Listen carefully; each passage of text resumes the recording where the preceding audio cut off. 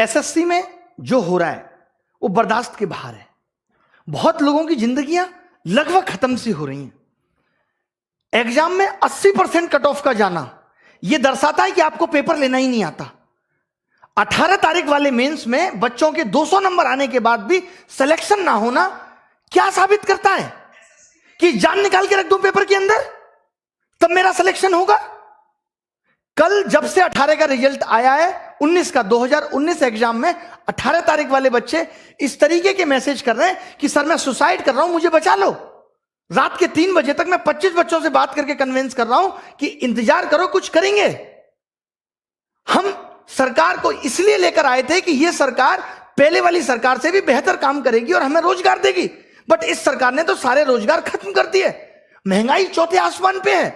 Petrol का दाम इतना बढ़ गया कि अब आप बाइक नहीं चला सकते। रसोई गैस की कीमत इतनी बढ़ गई कि वापस अब चूल्हे पे आना पड़ेगा। एक तरफ तो आपने कमाने के साधन छीन लिए, एक तरफ आपने हर चीज का मूल्य बढ़ा दिया और आप कहते हैं हम करप्शन करते नहीं, और जनता कहती है ये सरकार बहुत अच्छी है। 2019 में इंडिया करप्शन के स्थान पे 80 नंबर पे थी और 2020 में वही 86 नंबर पे हो गई। मैं पूछना चाहता हूं, अभी तो जांच बैठी नहीं, तब 6 अंक आगे निकल गई। जिस दिन जांच बैठेगी तो पता चलेगा ना कि करप्शन हो कितना रहा है। क्या बिना करप्शन के वैकेंसी खत्म हो गई? एक सीट कम, जो सीट है उस पे भी करप्शन। एग्जाम टाइम से लेंगे नहीं, पेपर सही बनाएंगे नहीं, पेपर में क्वेश्चन गलत डाल के भी 100 रुपए वसूलेंगे, उसको भी पैसा वसूलने का धंधा बनाएंगे। एक साल में 2 रिजल्ट एक साथ देंगे, बच्चे को कंफ्यूज करेंगे कि तुम 18 भी भरो, तुम 19 भी भरो, उसे उलझाए रखेंगे। रिजल्ट इतना लेट कर देंगे ताकि वो बोल ही ना पाए, टूट जाए। जैसे कहते हैं ना, कोई अगर आपसे उधार पैसा ले ले, उसको हर दिन कॉल करने दो, रोज उसे घर आने दो, एक दिन वो आना भूल जाएगा, अपने पैसे भूल जाएगा कि भाई मैं इससे ज्यादा परेशान नहीं हो सकता।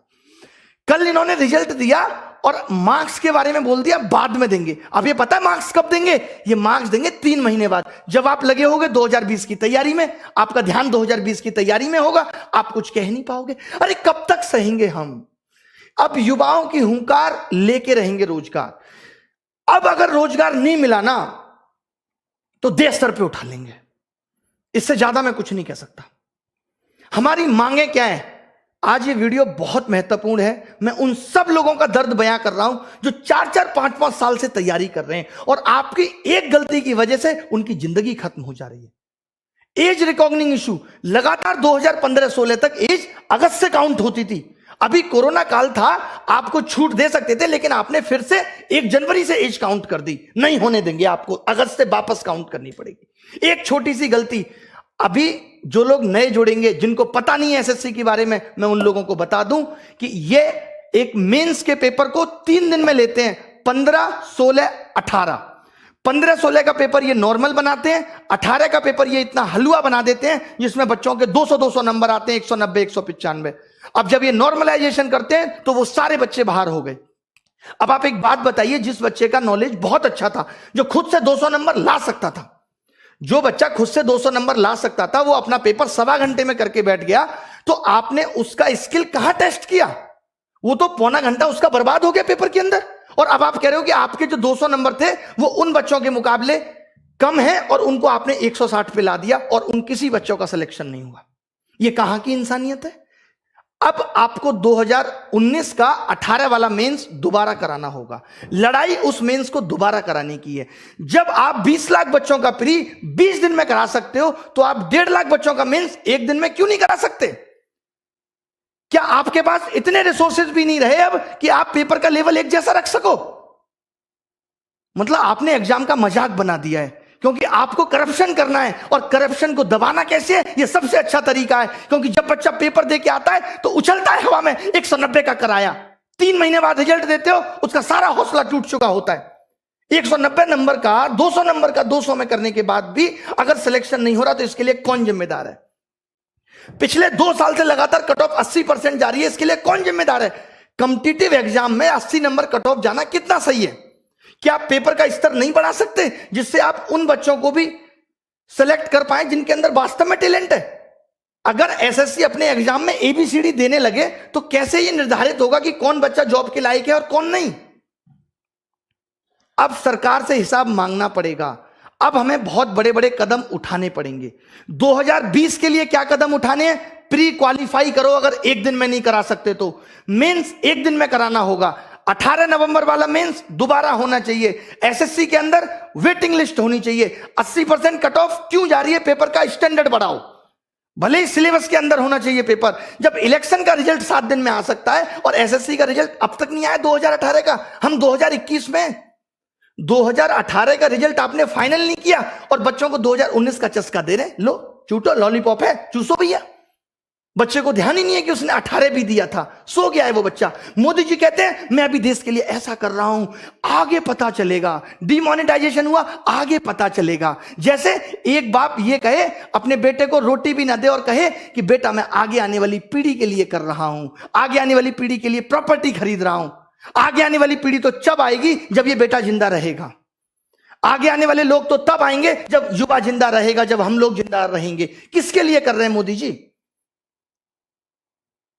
अब मैंने ये डिसाइड किया है कि 5 दिन के अंदर हम ये हैशटैग चलाएंगे, मोदी_रोजगार_2। 5 दिन के अंदर, यानी आज 25 तारीख को सुबह 11 बजे पहली चीज। और जितनी भी आप देखिए ये मीडिया जो है पारी हो रही है, ये दिखाती है। ये मीडिया श्वेता का ऑडियो वायरल हो गया, ये दिखाती है। ये मीडिया विनोद दिखाती है। ये मीडिया जोमेटो वाला सोनू दिखाती है। ये मीडिया तैमूर ने किस कलर का कच्छा पहना, ये दिखाती है। इस मीडिया को ये नहीं पता कि युवाओं का दर्द क्या है। अगर मीडिया ने ये टॉपिक नहीं दिखाया, ये अनफेयरनेस नहीं दिखाई, तो आप सबको मेरी कसम है कि सारे मीडिया चैनल्स की वीडियो को जाके रिपोर्ट करो। हम दिखाएंगे कि इनका आईटी सेल हमारी ताकत के सामने कितना तुच्छ है और हम क्या कर सकते हैं। मेरी सब युवाओं से गुजारिश है कि आप सब इनकी वीडियो को जाके डिसलाइक करिए, इनको मजबूर कर दीजिए लाइक डिसलाइक बटन को बंद करने के लिए। इतने कमेंट करिए, इतनी वीडियो इनकी रिपोर्ट करिए, मोदी जी की मन की बात को डिसलाइक करिए। और एक बात जो मैंने पहले भी कही थी, क्योंकि अब यह मुद्दा पूरे देश में फैलना चाहिए, लोगों को पता चलनी चाहिए कि हम किस तरीके से जूझ रहे हैं नौकरी के लिए, कितनी परेशानी हमारे जीवन में है। लोग कह देते हैं सरकार कह रही है ट्विटर ऐप भी बंद हो जाना चाहिए। वाह, कमाल की बात है। मतलब अब इस डेमोक्रेटिक देश में अपनी आवाज उठाना भी दुश्वार हो गया है। आप नहीं कह सकते, आप मर जाइए, आप सुसाइड कर लीजिए, आप जिंदा मत रहिए, बट आप अपनी आवाज नहीं उठा सकते। ये कुछ कुछ मुझे ऐसी बात याद आ रही है, जब मेरी गर्लफ्रेंड से कोई लड़का बात करता था तो मैं उसको नहीं समझा सकता, उस लड़के को जाके कहता था तू उससे बात मत कर। बहुत बढ़िया। अभी एनालिसिस होता था, अब एनालिसिस पे आईबी ने यह कह दिया कि अब एनालिसिस नहीं होना चाहिए, आप एनालिसिस रोक देंगे और जो बच्चा घर घर जाके बताएगा, इससे आपको पता है क्या होगा, अब एनालिसिस भी बिकने लगेगा दूसरी एप्स पे, कि लोग अब एनालिसिस खरीदेंगे, यूट्यूब पे नहीं आएगा और आपको पता नहीं चलेगा। आपको क्या करना चाहिए था कि हर पेपर का हम लेबल बदल देंगे, करो एनालिसिस, कितना करोगे। आप अच्छा कुछ नहीं कर सकते। मतलब सरकार ने जॉब देने को इतना फॉर ग्रांटेड ले लिया है कि इससे उनको कोई मतलब नहीं है, किसी की जॉब लगे किसी की नहीं। जब इस देश में चुनाव दोबारा हो सकता है तो 2019 का 18 नवंबर वाला पेपर भी दोबारा हो सकता है, और क्यों ना हो। आपने ऐसा पेपर क्यों बनाया कि बच्चे के 200 नंबर आए, और जब बच्चे के 200 नंबर आए तो आपने उसे क्यों बाहर कर दिया, किस बेसिस पे आपने उसे बाहर कर दिया, हमें इसका जवाब चाहिए। अब रिफॉर्म्स होके रहेंगे। जितने भी सोशल मीडिया के इन्फ्लुएंसर हैं, जितने भी, मैं एक एक का क्या नाम लूं, मेरी इन सबसे गुजारिश है कि हमारा साथ दीजिए इसमें। जितने भी बड़े बड़े टीचर हैं जिनको लोग बहुत जानते हैं, उन सबसे मेरी गुजारिश है कि आप वीडियो बनाएं। मैं स्पेशली नाम लेता हूं यहां पे लोगों का, ताकि वो लोग वीडियो बनाएं। ऐसे लोग जो हमारा साथ दे सकते हैं, जितने भी वाइन्स बनाने वाले बड़े बड़े लोग हैं, उन सब से जिनके आप फैन हैं, उन सबको कहिए कि हमारा साथ दीजिए। और सबसे बड़ी चीज ये है कि ट्विटर पे हम ट्रेंड क्यों कराना चाहते हैं। ट्रेंड तो ट्विटर पे एक दिन में खत्म हो जाएगा, कोई निष्कर्ष बहुत बड़ा नहीं निकलेगा। हम ये चाहते हैं कि इतनी ये बात फैल जाए, हम इतने इनके वीडियो डिसलाइक कर दें, इतनी बुरी तरीके से हम मीडिया चैनल को बॉयकॉट कर दें, इतनी बुरी तरीके से हम इनकी मन की बात को बॉयकॉट कर दें कि ये मजबूर हो जाएं कि हमसे बात करें।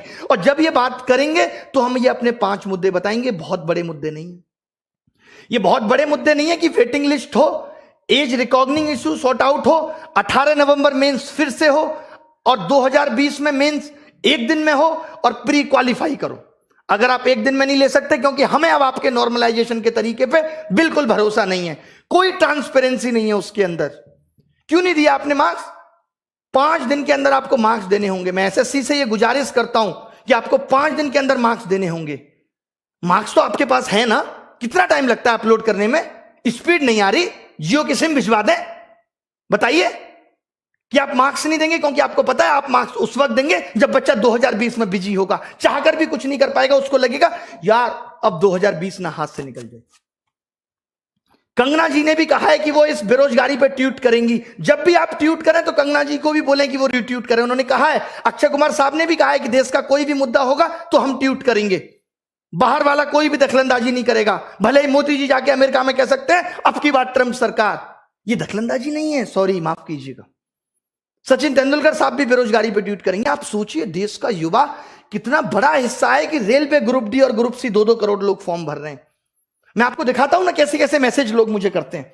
ये देखिए आप, ये सब देखिए कितने कितने नंबर लोगों के आ रहे हैं और क्या क्या लिखा हुआ है इसमें। ये देखिए, good afternoon sir, although I hope मुझे 2018 में कोई ना कोई पोस्ट मिल जाएगी, I watch all free video, ये सब लिखा हुआ है, पढ़ लीजिएगा इसको क्लास के बाद। ये देखिए लोगों के बारे में मैं दिखाता हूं आपको क्या क्या लिख रहे हैं लोग।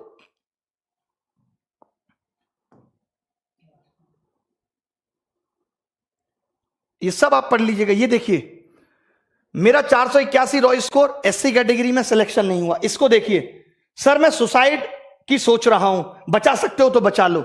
ये लोगों के मैसेज है। पगले हो क्या? तुरंत मैंने कॉल किया, उसको समझाया, सर कुछ तो करो, आपसे मेरी एक्सपेक्टेशन है।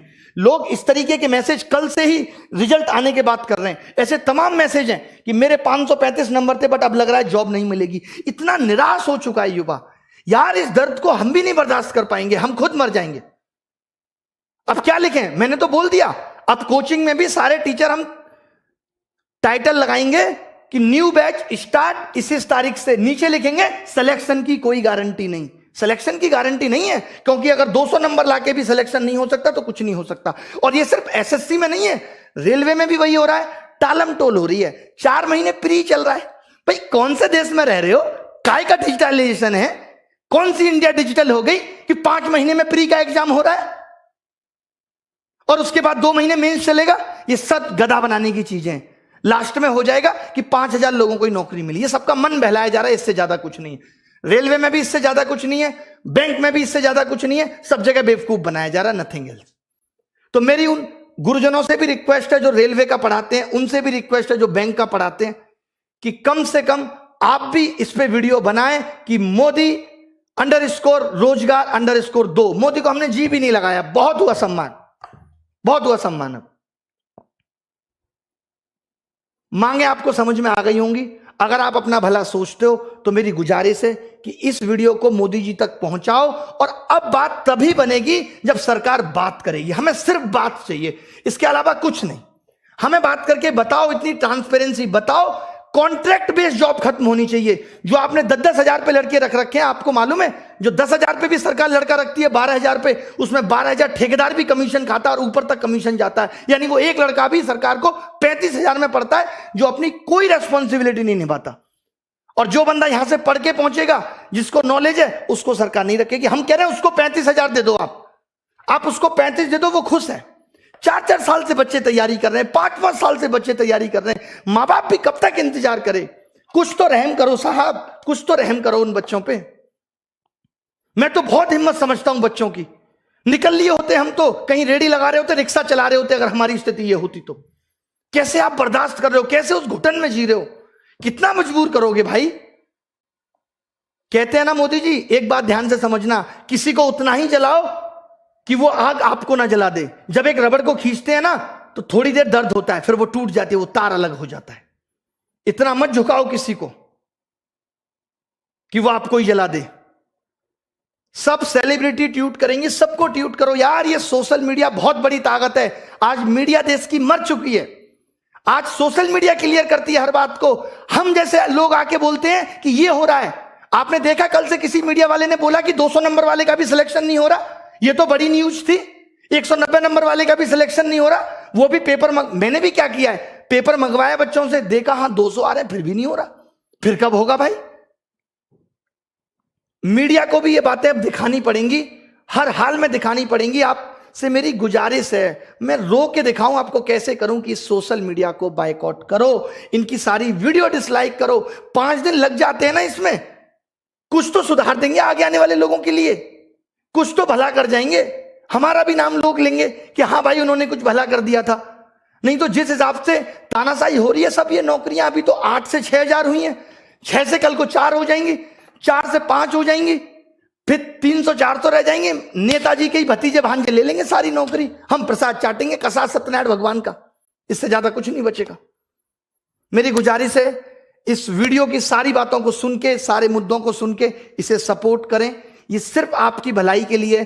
सारे टीचर एसएससी के, रेलवे के, जितने भी बड़े बड़े चैनल हैं, चाहे वो wifi study, Exampur, Gagan Pratap maths, Rakesh Yadav reader publication, जितने भी लोग हैं, और मैं किस किस का नाम लूं, जो लोग वाइन्स बनाते हैं, बड़े बड़े चैनल, आशीष चंचलानी, सब लोग एक एक ट्वीट हमारे लिए भी करें, रिक्वेस्ट है। सारी सेलिब्रिटियों से भी रिक्वेस्ट है कि इस बेरोजगारी मुद्दे पे एक बार तो कहो सरकार को। कुछ भी नहीं चाह रहे हम, बस इतना चाह रहे हैं कि थोड़ा सा तो एग्जाम फेयर कर दो। बहुत बड़ी बड़ी डिमांड हमारी नहीं है कि कोई रूल आपने बना दिया उसे वापस ले लो। हम आपके बनाए हुए रूलों में कोई दखलंदाजी नहीं चाहते, हम कहते हैं कि कुछ कमियां हैं वो हमारी भी सुधार दो। क्या गुनाह किया है इस देश के युवा ने? मोदी जी तो कहते थे कि इस देश का युवा ही ताकत है, कैसे भूल गए वो उस ताकत को? क्यों नहीं याद रही वो ताकत उन्हें? उन्होंने भी तो स्ट्रगल किया है, वो खुद बताते हैं।